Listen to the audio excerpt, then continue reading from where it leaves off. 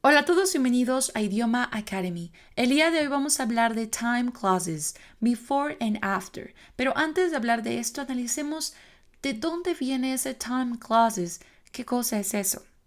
Y para saberlo, vamos a empezar hablando del elemento básico de una oración que se llama clause.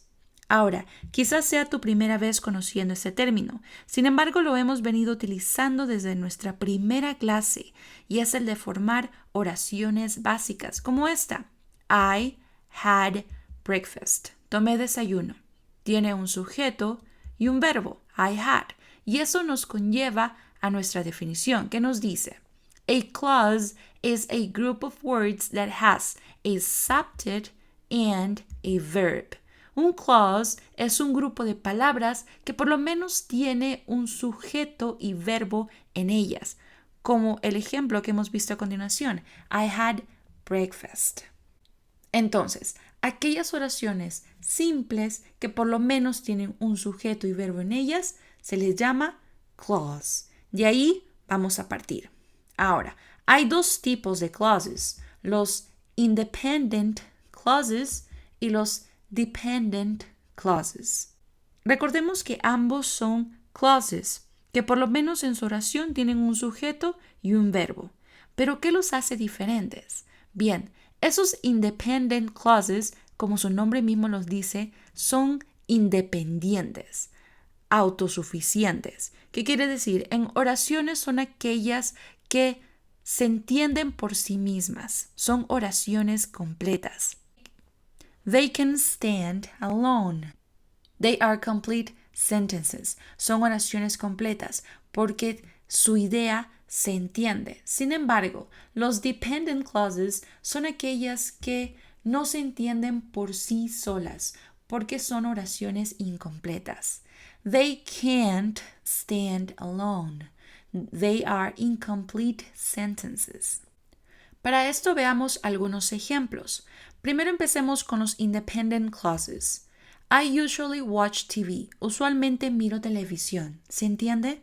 Así es. Usualmente miro televisión. La idea está completa. Entonces, es un independent clause y tiene un sujeto y un verbo en ellas. Veamos otra oración. She had breakfast. Ella tomó desayuno. ¿Se entiende? Así es. Y tiene un sujeto y un verbo en ella. Ahora, los dependent clauses. Veamos algunos ejemplos. After I do my homework. Después de hacer mi tarea, ¿qué? No se entiende. Está incompleta, pero tiene un sujeto y un verbo en ellas. Veamos otra oración. Before she went to class. Antes de ir a clase. ¿Antes de ir a clase qué? No se entiende, está incompleto, pero por lo menos tiene un sujeto y un verbo en ellas. Entonces, esos son llamados dependent clauses porque sus ideas están incompletas.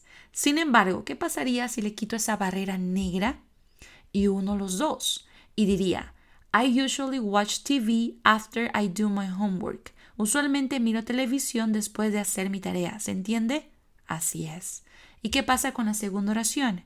She had breakfast before she went to class. Ella tomó desayuno antes de ir a clase. ¿Se entiende? Así es. Bien, entonces decimos lo siguiente. Con los independent clauses no hay problema, no hay nada que hacer porque son ideas completas. Sin embargo, concluimos que los dependent clauses sí debemos unirlos o combinarlos con los independent clauses para formar oraciones completas. O en inglés decimos a complex sentence. ¿Y qué es eso? A complex sentence es una oración que contiene un independent clause y uno o más dependent clauses para que la oración sea completa. Ahora, en el transcurso de estos videos vamos a seguir hablando un poco más de ellos, especialmente de los independent clauses. Sin embargo, esta vez nos vamos a ir por otro camino, el camino del rectángulo rosado. ¿Por qué? Porque nuestro tema es time clauses y queremos saber de dónde viene eso. Entonces nos tenemos que ir por el otro lado y tenemos que hablar de los dependent clauses. Ahora, hay tres tipos de dependent clauses que son noun clauses, adjective clauses y los adverb clauses. Esta vez hablaremos del último, de los adverb clauses. Los adverb clauses, también conocidos como adverbial clauses, son dependent clauses, y eso ya lo sabemos porque estamos viniendo de allí, que hacen la función de adverbios. Es por ello su nombre, así como esta oración. Before she went to class. Antes que ella vaya a clases. Esta oración sabemos que viene de los dependent clauses porque es una oración incompleta. Ahora, como los adverbial clauses son dependent clauses, necesitan de las conjunciones para conectarlas al resto de la oración. Específicamente hablando, before es un tipo de conjunción y se llama subordinating conjunction, que es una conjunción subordinada. Ahora, ¿de dónde viene esta palabra tan complicada? Este prefijo sub sub significa debajo o abajo. ¿Y de quién sería? De los independent clauses. Es por ello que se le llama subordinating conjunctions. Estos subordinating conjunctions van a estar unidos a los independent clauses para dar sentido a la oración y mostrar una relación de tiempo, time, place, lugar, reason, razón, condition, condición, purpose, propósito y otros más. Y cada uno de ellos va a tener sus propias conjunciones. Y ahora, estamos hablando de adverbial clauses. Y estos adverbial clauses van a utilizar de estas conjunciones para formar una relación entre los dependent clauses con los independent clauses. Es por eso que vamos a llamar a cada uno adverbial clauses of time, adverbial clauses of place, etc. Y el día de hoy nos toca hablar de alguno de ellos, de los adverbial clauses of time. Es por eso el tema de hoy. Ahora, hay varios adverbial clauses of time, como son before, after, when, while, until, etc. Sin embargo, el día de hoy solo vamos a hablar de los dos primeros, before and after. Y bien, de aquí nació todo. Ahora, vamos a hablar de before, cómo usarlo. Empecemos con la definición en español. Antes de. Traten de no guiarse mucho de las definiciones en español, sino de lo que vamos a formar con las estructuras y las definiciones en inglés. Para eso analicemos bien esta oración que dice: I had breakfast before I went to class. Tomé desayuno antes de ir a clases. Bien, ¿dónde está el sujeto y el verbo? I had. Estamos utilizando los verbos en pasado simple. I had, tenemos a before, que es la conjunción subordinada de tiempo, seguido de sujeto y verbo. I went. Ahora, ¿me pueden decir dónde está el independent clause? Bien, I had breakfast, porque esta idea se entiende. I had breakfast. Sin embargo, de ahora en adelante, a estos independent clauses lo vamos a llamar en nuestra oración main clause, que vendría a ser la cláusula o la oración principal. Acuérdense, lo vamos a llamar main clause. Bien, ahora, before I went to class, eso vendría a ser el dependent clause. Muy bien, pero como estamos utilizando la conjunción subordinada de tiempo before, vamos a llamarlo time clause, que vendría a ser la cláusula de tiempo. De esta manera vamos a identificar las dos partes de nuestra oración. Ahora, I had breakfast before I went to class. Tomé desayuno antes de ir a clases. ¿Qué acción sucedió primero? Bien, primero tomé desayuno y luego fui a clases. Bien, entonces podemos decir que la acción del main clause es el que va antes de la acción del time clause. Y he aquí nuestra definición, que nos dice: the action in the main clause happens before the action described in the time clause. La acción en la oración principal sucede antes de la acción descrita en la cláusula de tiempo. Y eso es lo que hemos visto. Es por ello que utilizamos before. Ahora, En la misma oración, I had breakfast before I went to class. Si quieren colocar ese time clause al principio, seguido del main clause, entonces ahí van a tener que utilizar una coma. Ambas oraciones significan lo mismo. Simplemente he cambiado el orden. Primero he colocado el time clause y luego el main clause. Si hacen eso es válido, pero no se olviden de colocar una coma. Before I went to class, coma, I had breakfast. Bien, ahora es su turno de analizar esta oración. I do exercises every evening before I eat dinner. Hago ejercicios cada tarde antes de cenar. Primero, analicemos sujeto y verbo. I do, sujeto y verbo. Esto está en presente simple. Tenemos ahí before, que es la conjunción subordinada de tiempo, seguido de otro sujeto y verbo. I eat. Excelente. Identifiquen el main clause.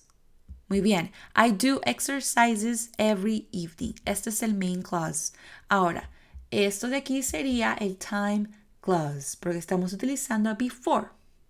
Ahora, ¿qué acción sucedió primero? ¿Qué nos dice? Hago ejercicios cada tarde antes de cenar.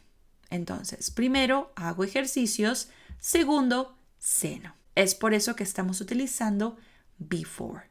I do exercises every evening before I eat dinner. Ahora nos toca hablar de after. After en español, después de. Analicemos esta oración que dice, I fell asleep after I went to bed.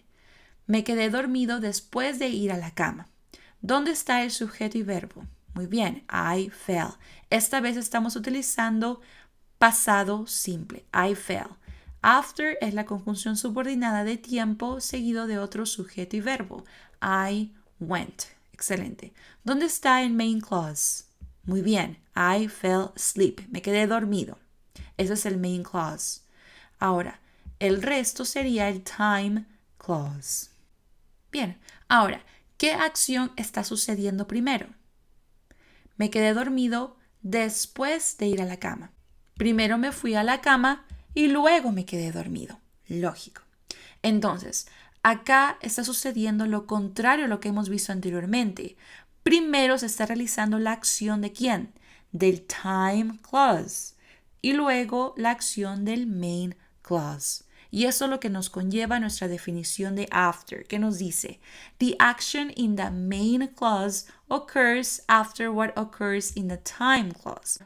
La acción en la cláusula u oración principal ocurre después de lo que ocurre en la cláusula de tiempo. ¿Bien? Ahora, la misma oración y lo que dijimos anteriormente, si quieren colocar el time clause antes que el main clause, no se olviden de colocar una coma allí. Y sería, after I went to bed, coma, I fell asleep. Bien, tengan en cuenta eso. Bien, ahora es su turno de analizar esta oración que está en presente simple. I usually watch TV after I do my homework. Usualmente miro televisión después de hacer mi tarea. ¿Dónde está el sujeto y verbo? Muy bien, I watch. Seguido del, tenemos ahí la conjunción subordinada de tiempo, after, y luego otro sujeto y verbo, I do. Excelente. ¿Dónde está el main clause? Muy bien, I usually watch TV es el main clause. Y seguido del time clause, que sería after I do my homework. Muy bien. ¿Cuál es la acción que realizó primero? Muy bien. Primero hace su tarea, seguido mira televisión. Ahora pongamos atención a esto. ¿Cuál ha sido el motivo que les he estado diciendo que identifiquen al sujeto y verbo en cada oración? ¿Ha sido esto útil? Pues veamos esta oración que dice I had a cup of coffee before class. Tomé una taza de café antes de clase. Ahora identifiquemos una vez más al sujeto y al verbo. I had. Sujeto, verbo. Tenemos ahí a before la conjunción subordinada de tiempo y tenemos a, no es sujeto y verbo, tenemos solamente a un sustantivo, noun, class. Entonces, ¿está actuando ahí before como un time clause? Veamos qué nos dice la nota. Before and after don't always introduce a time clause. They are also used as prepositions, followed by a noun object. ¿Qué quiere decir? Que before y after no siempre nos van a introducir a una cláusula de tiempo. Ellos también pueden ser utilizados como preposiciones, seguidos por un sustantivo objeto. Y esto ya lo hemos visto anteriormente en nuestra clase de objeto de la preposición. Entonces, concluimos que en este caso, before class se está comportando como un prepositional phrase, no como un time clause. Porque recuerden que un clause por lo mínimo tiene un sujeto y un verbo en ellas. Bien, ahora los invito a realizar el ejercicio y listening de este tema para poner en práctica los conocimientos aprendidos el día de hoy. Y eso sería todo por hoy. No olviden darle like al video, suscribirse y seguirnos en nuestras redes sociales. Y nos vemos en el siguiente tutorial.